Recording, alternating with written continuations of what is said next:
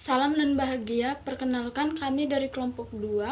Saya sendiri Delsena Imul, NIM 2019-017041. Teman saya Maria Hermina Vivinwangi, NIM 2019-017063. Familia Beatrix Bunga KH, NIM 2019-017066. Putriana Rambuloba, NIM 2019-017074.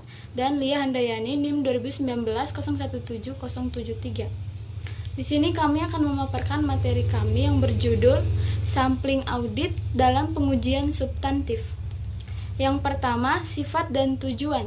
Sampling audit adalah penerapan prosedur pengauditan atas unsur-unsur dalam suatu populasi kurang dari 100% seperti saldo rekening atau kelompok transaksi dengan tujuan untuk mengevaluasi beberapa karakteristik populasi.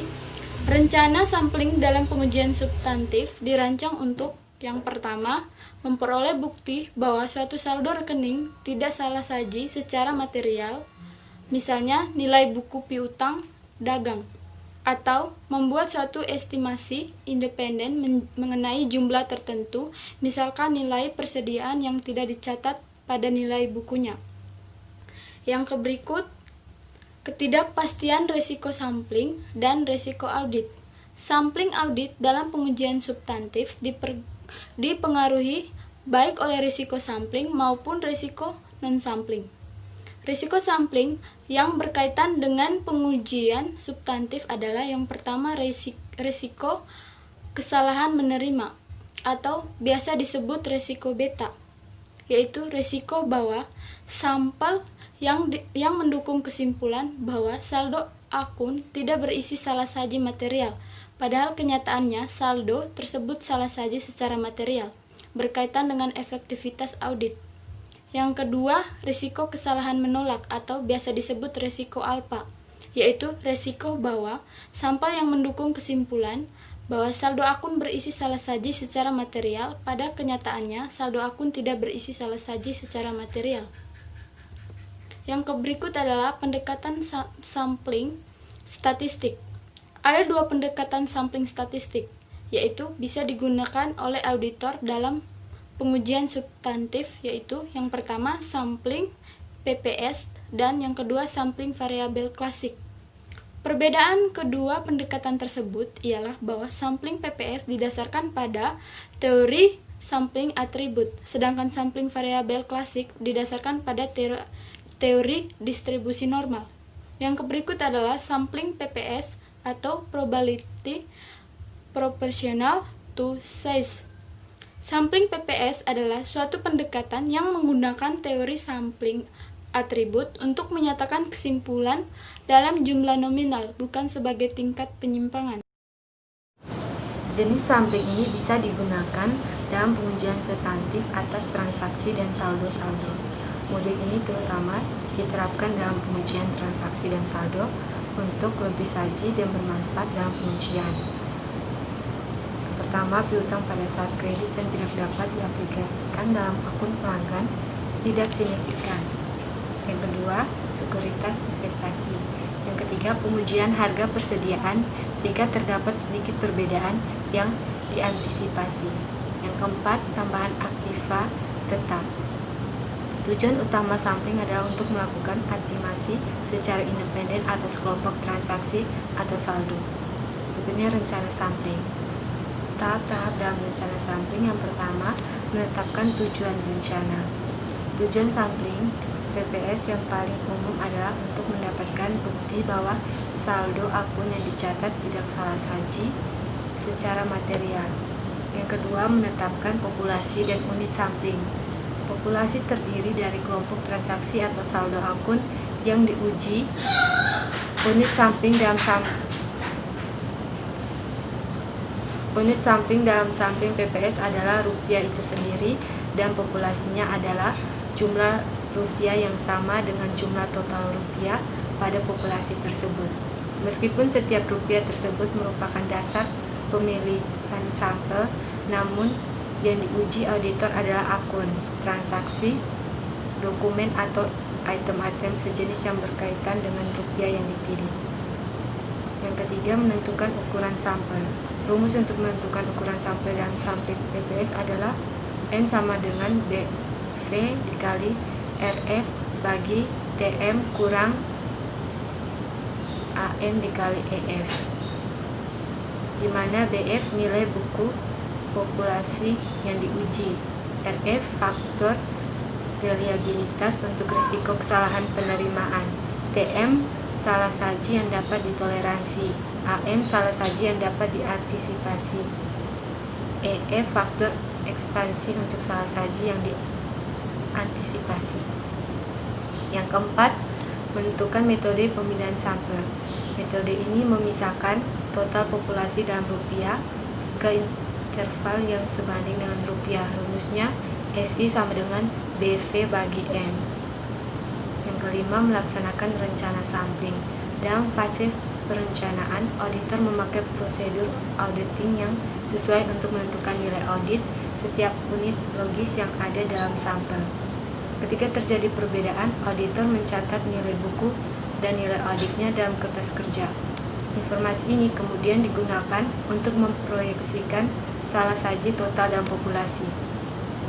Yang keenam, mengevaluasi hasil sampel. Dalam mengevaluasi hasil sampel, auditor menghitung batas atas salah saji dari data sampel dan membandingkannya dengan salah saji yang dapat ditoleransi dalam perancangan sampel, di mana dapat dihitung sebagai berikut. UML sama dengan PM ditambah ASR. Selanjutnya, di mana PM adalah salah saji total yang diproyeksikan dalam populasi. ASR sama dengan cadangan risiko sampling. Kelebihan dan kekurangan pemakaian sampling PPS. Kelebihan sampling PPS adalah 1. Sampling PPS umumnya lebih mudah digunakan daripada sampling variabel klasik karena auditor dapat menghitung ukuran sampel dan mengevaluasi hasil sampel secara langsung atau dengan bantuan tabel. 2. Ukuran sampel PPS tidak didasarkan pada beberapa ukuran penyimpangan yang diestimasi pada nilai audit. 3. Sampel PPS secara otomatis menghasilkan sampel yang sudah distratifikasi karena item-itemnya dipilih dalam proporsi pada nilai rupiahnya. 4. Pemilihan sampel sistematis PPS secara otomatis menunjukkan beberapa item yang secara individual signifikan jika nilai-nilainya melebihi bisa batas atas moneter. 5. Jika auditor memperkirakan tidak ada salah saji, sampling PPS biasanya akan menghasilkan ukuran sampel yang lebih kecil daripada hasil dari sampling variabel klasik. 6. Sampel PPS lebih mudah dirancang, dan pemilihan sampel dapat dimulai sebelum tersedia populasi yang lengkap. Berikutnya kekurangan sampling PPS. 1. Sampling PPS mengandung asumsi bahwa nilai audit unit sampling harus tidak kurang dari 0 atau lebih besar dari nilai buku. 2. Jika kekurangan sajian ditunjukkan dalam sampel tersebut, evaluasi atas sampel tersebut memerlukan pertimbangan khusus. 3. Pemilihan saldo 0 atau saldo dengan tanda yang berbeda memerlukan pertimbangan khusus. 4. Evaluasi PPS dapat melebihi ASR jika salah saji ditemukan dalam sampel. 5. Sejalan dengan meningkatnya jumlah salah saji yang diperkirakan, ukuran sampel yang sesuai juga meningkat. Sampling variabel klasik. Dalam pendekatan ini, teori distribusi normal digunakan dalam pengevaluasian karakteristik populasi berdasarkan hasil sampel yang digambarkan dari populasinya. Sampling variabel klasik bermanfaat bagi auditor pada saat tujuan audit berkaitan dengan kemungkinan kurang saji atau lebih saji dari saldo akun, dan keadaan lain ketika sampling PPS tidak tepat atau tidak efektif. Estimasi man per unit atau MVU. Sampling estimasi MVU mencakup penentuan nilai audit untuk setiap item dalam sampel.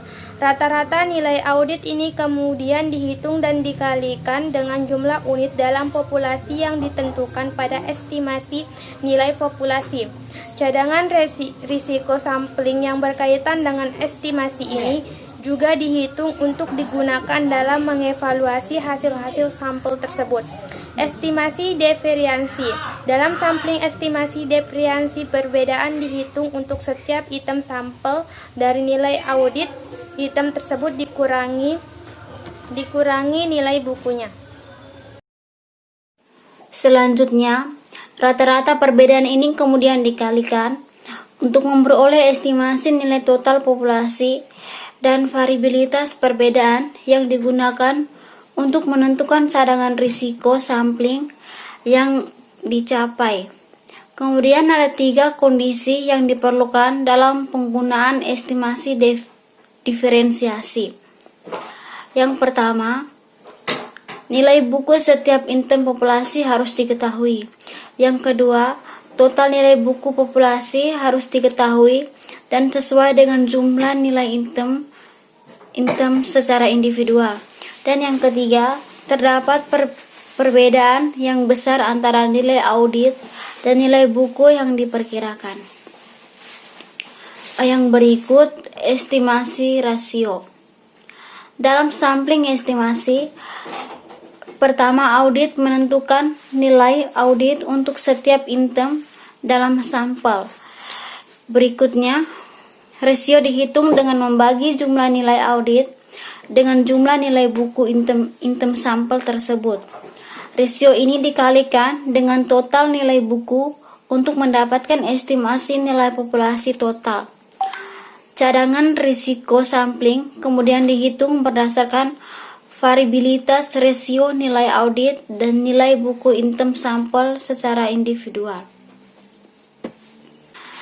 Yang berikut, kelebihan dan kekurangan sampling variabel klasik.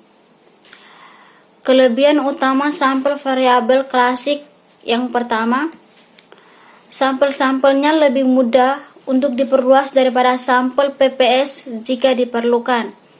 Yang kedua, saldo nol dan saldo yang bertanda berbeda tidak memerlukan pertimbangan perancangan khusus. Yang ketiga, jika ada perbedaan yang besar antara nilai audit dan nilai buku, tujuan auditor dapat terpenuhinya dengan ukuran sampel yang lebih kecil dibandingkan sampling PPS. Sedangkan kekurangan utamanya adalah yang pertama, sampling variabel klasik lebih rumit dibanding sampling PPS. Umumnya, auditor memerlukan bantuan program komputer untuk merancang sampel yang efisien dan mengevaluasi hasil sampel.